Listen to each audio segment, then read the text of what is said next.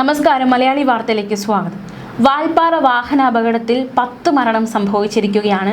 13 പേരുമായി അപകടത്തിൽപ്പെട്ട വാഹനത്തിൽ നിന്ന് 10 പേർക്ക് ജീവൻ നഷ്ടമാകുന്ന സാഹചര്യമുണ്ടായി. എന്തായാലും 3 പേർ മരണത്തിൽ നിന്ന് രക്ഷപ്പെട്ടിരിക്കുന്നു. പ്രതീക്ഷയോടെ കാത്തിരിക്കുകയാണ്. അതായത് ഈ വാഹനം ഓടിച്ച ഡ്രൈവറുടെ മൊഴി ഏറ്റവും പ്രധാനമാണ്. അതായത് അന്വേഷണം ഇപ്പോൾ വളരെ വലിയൊരു സങ്കീർണതയിലാണ്. CCTVകളില്ല, ദൃക്സാക്ഷികളില്ല. അപ്പോൾ അപകടത്തിന് കാരണമായത് എന്താണെന്ന് പറയാൻ കഴിയുന്നത് വാഹനം ഓടിച്ച ഡ്രൈവർ മാത്രമാണ്. വളരെ പ്രതീക്ഷയോടെയാണ് നൗഷാദ് അലിയുടെ മൊഴി എടുക്കാൻ അന്വേഷണ സംഘം കാത്തിരുന്നത്. പക്ഷേ പ്രതീക്ഷകൾ അസ്ഥാനത്തായി. ഇനി മുഹമ്മദ് ഫായിസിന്റെ മൊഴിയും ഏറ്റവും നിർണായകമാണ്. മുഹമ്മദ് ഫായിസിന്റെ നില അതീവ ഗുരുതരമെന്നാണ് അറിയുവാൻ സാധിക്കുന്നത്. നമുക്കറിയാം, ടെമ്പോ ട്രാവലിന്റെ ഡ്രൈവർ മുഹമ്മദ് ഫായിസ് ആയിരുന്നു. നൗഷാദ് അലിയാണോ വാഹനം ഓടിച്ചത്, മുഹമ്മദ് ഫായിസ് ആണോ വാഹനം ഓടിച്ചത് എന്ന കാര്യത്തിൽ സംശയമുണ്ടെങ്കിൽ പോലും മുഹമ്മദ് ഫായിസിന്റെ മൊഴി കൂടി ഈ ഒരു കേസിൽ ഏറ്റവും നിർണായകമായി മാറും. പക്ഷേ മുഹമ്മദ് ഫായിസിന്റെ നില അതീവ ഗുരുതരമാണ്. ജീവിതത്തിലേക്ക് തിരിച്ചു വരാൻ പ്രാർത്ഥനയോടെ ഉറ്റവരൊക്കെ കാത്തിരിക്കുകയാണ്. വാൽപ്പാറയിലുണ്ടായ വാഹനാപകടത്തിൽ പരിക്കേറ്റ് കോയമ്പത്തൂർ മെഡിക്കൽ കോളേജ് ആശുപത്രിയിൽ ചികിത്സയിലായിരുന്ന ബസ് ഡ്രൈവർ നൗഷാദ് അലി ഇന്ന് മരണത്തിന് കീഴടങ്ങി. അതീവ ഗുരുതരാവസ്ഥയിൽ വെന്റിലേറ്ററിൽ തുടരവേ ഇന്ന് പുലർച്ചെയോടെയാണ് നൗഷാദ് അലിയുടെ മരണം സംഭവിച്ചത്.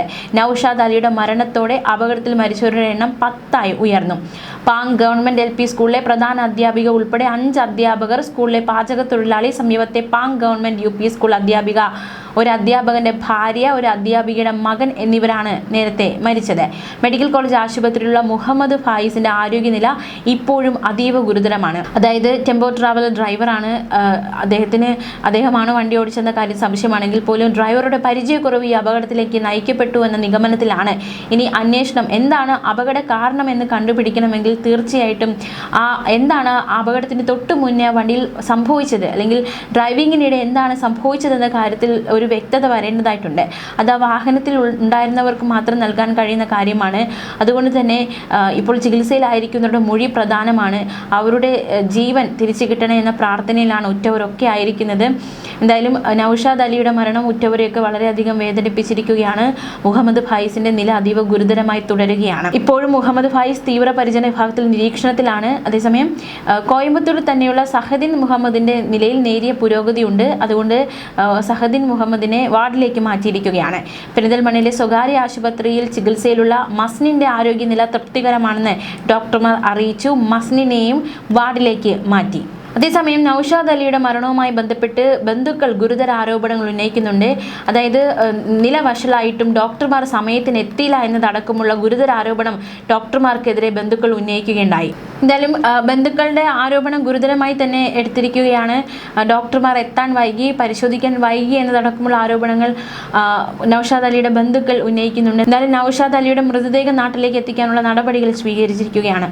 പാങ് GLP സ്കൂളിലെ പ്രധാന അധ്യാപിക അജിത 54 വയസ്സ്, അധ്യാപകരായ റംല 52 വയസ്സ്, സുഹറ, ആശ, മജീദിന്റെ ഭാര്യ റുഗിയ, സ്കൂളിലെ പാചക തൊഴിലാളി സാജിദ, മറ്റൊരു അധ്യാപികയായ ഷക്കീന, സുഹറയുടെ മകൻ ഹിഷാം എന്നിവരാണ് മരിച്ചത്. ഇതിന് കൂടാതെയാണ് ഇപ്പോൾ നൗഷാദ് അലി മരണത്തിന് കീഴടങ്ങിയിരിക്കുന്നത്. ഡ്രൈവർ ഉൾപ്പെടെ 13 പേരായിരുന്നു വാഹനത്തിൽ ഉണ്ടായിരുന്നത്. ഈ അപകടത്തിൽ നിന്നും അതിഭീകരമായ വാഹനാപകടമാണ് സംഭവിച്ചത്. ഇതിൽ നിന്ന് അത്ഭുതകരമായി രക്ഷപ്പെട്ട 10 വയസ്സുകാരി മസ്നീൻ ചികിത്സ കഴിഞ്ഞ് വീട്ടിലേക്ക് മടങ്ങിയത് ഏറെ ആശ്വാസകരമായിരുന്നു.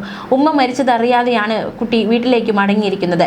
വയറ്റിലെ ആന്തരിക രക്തസ്രാവത്തെ തുടർന്ന് 4 ദിവസമായി പെരിന്തൽമണ്ണ മൗലാന ആശുപത്രിയിലെ സർജിക്കൽ ICUവിൽ ചികിത്സയിലായിരുന്നു മസ്നീൻ. എന്തായാലും പൂർണ്ണ ആരോഗ്യവതിയായിട്ടാണ് മസ്നീൻ മടങ്ങിയിരിക്കുന്നത് എന്നതും ഈ ദുരന്ത വാർത്തയ്ക്കിടയിലെ ഒരു ആശ്വാസ വാർത്തയാണ്. 10 വയസ്സുകാരിയാണ് ഇത്രയും വലിയ ദുരന്തത്തിൽ നിന്നും ജീവൻ തിരിച്ചു കിട്ടി ജീവിതത്തിലേക്ക് മടങ്ങിയെത്തിയിരിക്കുന്നത്. ചുരത്തിന്റെ 13ാം വളവിൽ നിന്നും 9ാം വളവിലേക്ക് ടെമ്പോ ട്രാവലർ മറിഞ്ഞുണ്ടായ അപകടത്തിൽ നിന്നും ഒരു ടാക്സി ഡ്രൈവറാണ് മസ്നീനയെ അതിസാഹസികമായി രക്ഷിച്ച് പുറത്തെടുത്തത്. തുടർന്ന് പൊള്ളാച്ചിയിൽ നിന്നും വിദഗ്ധ ചികിത്സയ്ക്കായി പിതാവ് അബ്ദുൾ ഹക്കീം പെരിന്തൽമണ്ണയിലേക്ക് മാറ്റുകയായിരുന്നു. എന്നാൽ ഈ ആശ്വാസത്തിനിടയിലും കടുത്ത നോവായി മാറുന്നത് സ്വന്തം മാതാവിന്റെ വേർപാട് മസ്നീൻ ഇനിയും അറിഞ്ഞിട്ടില്ല എന്നുള്ളതാണ്. അപകട സ്ഥലത്ത് വെച്ച് തന്നെ മരിച്ച അധ്യാപികയായ ഷക്കീലയുടെ മരണം കുട്ടിയെ അറിയിക്കാതിരിക്കാനാണ് ബന്ധുക്കൾ തീരുമാനിച്ചിരിക്കുന്നത് അറിയിക്കുന്നത്. നിലവിലെ സാഹചര്യത്തിൽ കുട്ടിക്ക് മാനസികാഘാതം ഏൽക്കാതിരിക്കാൻ ഏതാനും ദിവസത്തെ വിശ്രമത്തിന് ശേഷം മാത്രം ഈ വിവരം പങ്കുവച്ചാൽ മതിയെന്നാണ് സൈക്കോളജിസ്റ്റുകൾ നിർദ്ദേശിച്ചിരിക്കുന്നത്. പരിക്കുകളോടെ അത്ഭുതകരമായിട്ടാണ് കുട്ടി രക്ഷപ്പെട്ടത്. കുട്ടിയെ പെരിന്തൽമണ്ണ ജില്ലാ ആശുപത്രിയിലേക്ക് മാറ്റി. ഉമ്മ ഷക്കീനയുടെ മരണവിവരം ഇനിയും അറിയിച്ചിട്ടില്ല. തകർന്ന വാഹനത്തിൽ നിന്ന് മസ്നീനയെ അത്ഭുതകരമായി രക്ഷപ്പെടുത്തിയ ഒരു ടാക്സി ഡ്രൈവർ, അതൊക്കെ ഏറെ നിർണായകമായി മാറിയിരിക്കുകയാണ്. എന്തായാലും മന്ത്രി കെ കൃഷ്ണൻകുട്ടി മസ്നീനെ പൊള്ളാച്ചി ആശുപത്രിയിലെത്തി സന്ദർശിച്ചിരുന്നു. മലപ്പുറം DMOയുടെ നിർദ്ദേശപ്രകാരമാണ് മസ്നീനെ ജില്ലാ ആശുപത്രിയിലേക്ക് മാറ്റിയത്. ആശുപത്രിയിൽ ആവശ്യമായ ക്രമീകരണങ്ങൾ ഒരുക്കിയിരുന്നു അധികൃതർ. മാത്രമല്ല, ഈ കിടക്കയിൽ കിടന്ന് ഈ കുട്ടി പറഞ്ഞ ചില വാചകങ്ങൾ അത് വളരെ വേദന ഉളവാക്കുന്നതായിരുന്നു. എൻ്റെ ഉമ്മ അപ്പുറത്തുണ്ട്, ഡോക്ടർ നോക്കിക്കൊണ്ടിരിക്കുകയാണ്, ഡോക്ടർ നോക്കിക്കഴിഞ്ഞാൽ ഉമ്മ എൻ്റെ അടുത്തേക്ക് വരുമെന്ന് മസ്നീൻ പറയുമ്പോൾ ഉമ്മ ഇനി മടങ്ങി വരില്ല എന്ന് പറയാനുള്ള ധൈര്യം, അല്ലെങ്കിൽ ആ ഒരു വേദന കടിച്ചമർത്തി കേട്ട് നിൽക്കാനേ ചുറ്റുമുള്ളവർക്ക് കഴിഞ്ഞുള്ളൂ. ചുറ്റുമുള്ളവരുടെ കണ്ണ് നിറയുന്ന സാഹചര്യം ഉണ്ടായി.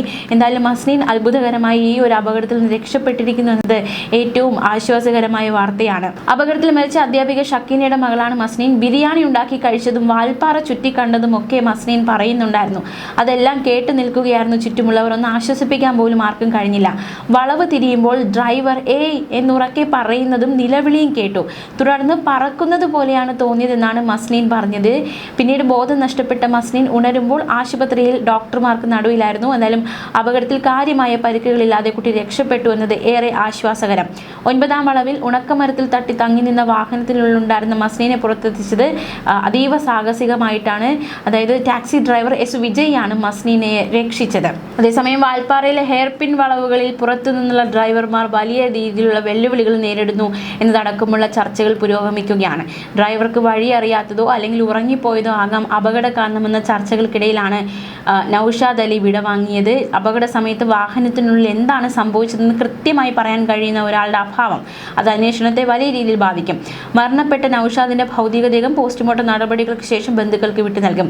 കോയമ്പത്തൂർ മെഡിക്കൽ കോളേജിലെ നടപടിക്രമങ്ങൾ പൂർത്തിയാക്കി മൃതദേഹം നാട്ടിലെത്തിക്കാനാണ് നിലവിലെ ശ്രമം നടക്കുന്നത്. ഹെയർപിൻ വളവുകളിൽ പരിചയമില്ലാത്തവർ വാഹനം ഓടിക്കുമ്പോൾ പുലർത്തേണ്ട ജാഗ്രതയെക്കുറിച്ച് തമിഴ്നാട് പോലീസ് നേരത്തെ മുന്നറിയിപ്പ് നൽകിയിരുന്നതാണ്. എന്നാൽ പലപ്പോഴും ഇത്തരം മുന്നറിയിപ്പുകൾ അവഗണിക്കപ്പെടുന്നത് വലിയ അപകടങ്ങൾക്ക് കാരണമാകുന്നുണ്ട്. അപകടത്തെക്കുറിച്ച് സമഗ്രമായ അന്വേഷണം നടത്തുമെന്ന് വാൽപ്പാറ പോലീസ് അറിയിച്ചു. വാഹനത്തിന്റെ സാങ്കേതിക തകരാറാണോ അതോ ഡ്രൈവറുടെ പിഴവാണോ എന്ന് കണ്ടെത്താൻ മോട്ടോർ വാഹന വകുപ്പിന്റെ സഹായം തേടും. എന്തായാലും നിലവിൽ ഒരു അന്വേഷണ നിഗമനത്തിലെത്തി റിപ്പോർട്ട് സമർപ്പിച്ചിട്ടുണ്ട്. മലയാളി വിനോദസഞ്ചാരികൾ സ്ഥിരമായി എത്തുന്ന വാൽപ്പാറയിൽ സുരക്ഷാ സംവിധാനങ്ങൾ വർദ്ധിപ്പിക്കണമെന്ന ആവശ്യവും ശക്തമാകുന്നുണ്ട്. വളവുകളിൽ കൃത്യമായ ദിശാസൂചകങ്ങളും അപകട മുന്നറിയിപ്പുകളും സ്ഥാപിക്കണമെന്നത് കാലങ്ങളായി ഉയർന്ന ആവശ്യമാണെന്നാണ് അവിടെ നിന്ന് കിട്ടുന്ന റിപ്പോർട്ടുകൾ. ഡ്രൈവർമാരുടെ പരിചയക്കുറവ് പരിഹരിക്കാൻ ലഘുലേഖകളും മറ്റും വിതരണം ചെയ്യേണ്ടത് അനിവാര്യം. എന്തായാലും അന്വേഷണ റിപ്പോർട്ട് സമർപ്പിച്ചിരുന്നു. ഡ്രൈവറുടെ പരിചയക്കുറവാണ് അപകടത്തിലേക്ക് നയിച്ചതെന്നാണ് പ്രാഥമികമായ റിപ്പോർട്ട്. തമിഴ്നാട് മോട്ടോർ വാഹന വകുപ്പിന്റെ അന്വേഷണ റിപ്പോർട്ടിലാണ് വിവരങ്ങളുള്ളത്. ഇറക്കത്തിൽ ഗിയർ ഡൗൺ ചെയ്യാതെ ഇറങ്ങിയതും അപകടത്തിന് കാരണമായിട്ടുണ്ടാകാം. വളവിൽ വേണ്ട ജാഗ്രത പുലർത്തിയിട്ടുണ്ടാവില്ല. വാഹനത്തിന് സാങ്കേതിക പ്രശ്നങ്ങൾ കണ്ടെത്താൻ കഴിഞ്ഞിട്ടില്ല. ചുരം റോഡിന്റെ വശങ്ങളിൽ എല്ലായിടത്തും സുരക്ഷാ ബാരിക്കേഡ് സ്ഥാപിക്കണമെന്നും റിപ്പോർട്ടിൽ വ്യക്തമാക്കിയിട്ടുണ്ട്.